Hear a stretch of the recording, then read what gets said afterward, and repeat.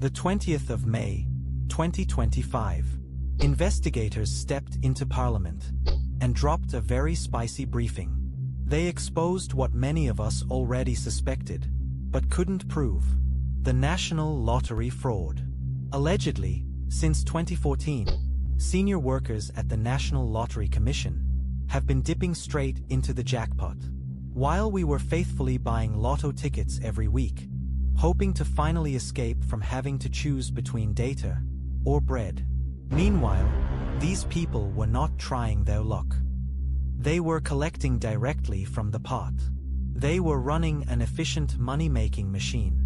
And with it, they all got filthy rich. Mansions with 10 bedrooms, German cars that can speak back, holiday homes in places with names we can't even read. They lived large. This was a syndicate. A syndicate made up of geniuses, people that can balance sheets. Classified. In a segment of development in the world of the National Lottery, Ituba, the lottery operator, is currently trying to locate the winner of this week's staggering 124 million rand Powerball jackpot. The 6th of August 2025. Someone scooped 124 million rands in the Powerball jackpot. The lotto operator went on to disclose that the winning ticket was bought via the Absa banking app. When most heard this, eyebrows were raised, and things started to get messy. Those with an eagle's eye and an elephant's memory pointed out something very suspicious. For the past 5 years, all victories came from FNB and Absa only. Apologies to my Capitec and Nedbank people, but probability is very slim. In 2022 alone, there were 11 wins via the FNB app and 4 via Absa. And shockingly, or not, between 2022 and August 2025, not one significant victory came from any other bank besides the two. So, maybe FNB and Absa are blessed by the lotto gods, and the rest of us are just funding someone's December holiday in Dubai. Interestingly, as per the regulations, lottery winners get to stay anonymous, with only basic info like the region published.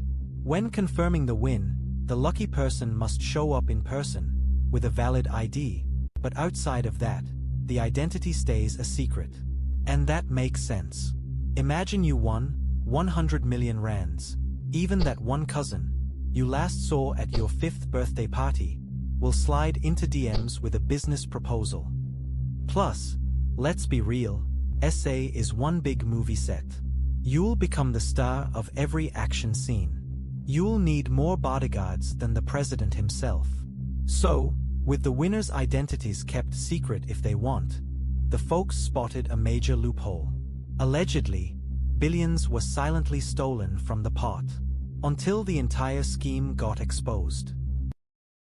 The 1st of December, 2020, lottery winning numbers 5, 6, 7, 8, 9, and the Powerball 10. As if the lotto was designed by someone who loves neat patterns more than being ethical.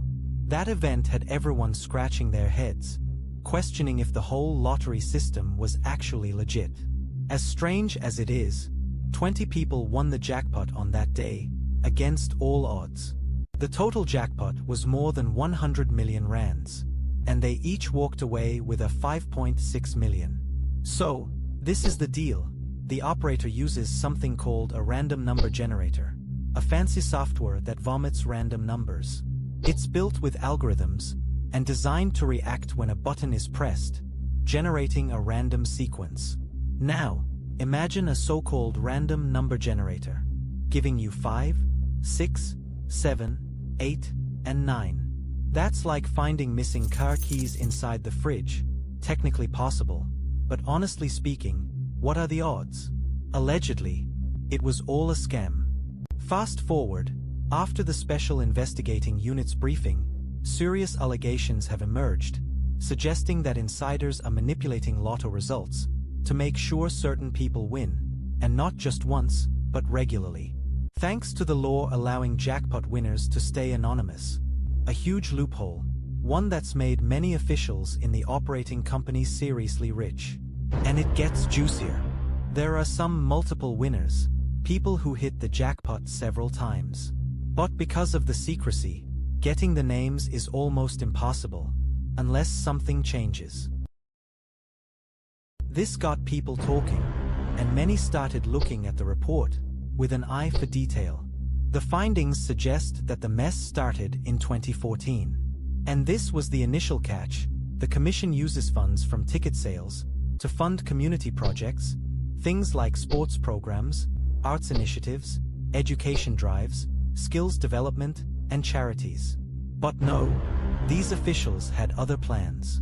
Instead of helping the people, they helped themselves. According to the Special Investigating Unit, over $1 billion was stolen through this scheme. Before the stealing even began, the suspects allegedly went straight for the spine. They weakened the systems. At first, they tampered with IT controls at the National Lottery Commission. Then, they introduced rules that didn't need ID checks. With that done, they then introduced a system that made payments easier, with no verifications. With the systems weakened, they began creating non-profit organizations and took over some existing ones. On paper, it all looked legit. The weakened grant system didn't even bother to capture ID numbers, which meant one person could submit multiple applications under different non-profit organizations, like a kid sneaking into a buffet multiple times with different plates. After everything was set, the suspects started approving grants for the organizations. Once approved, funds were released very fast. The money was sometimes routed through third parties to make the money trail confusing. This made follow-up and verification difficult, and added extra layers to launder the cash. Within days, the funds were then moved from the organizations to companies and trusts linked to the insiders. During the investigations, the SIU followed the money trail, and what they uncovered was jaw-dropping. The total sum under investigation was 1.4 billion rands, with contracts worth a whopping 2 billion under the microscope. The initial findings left the investigators speechless. In one case, 25 million rands was allocated to a foundation for an Olympic outreach campaign. 15 million rands was quietly funneled to a travel agency linked to the insiders.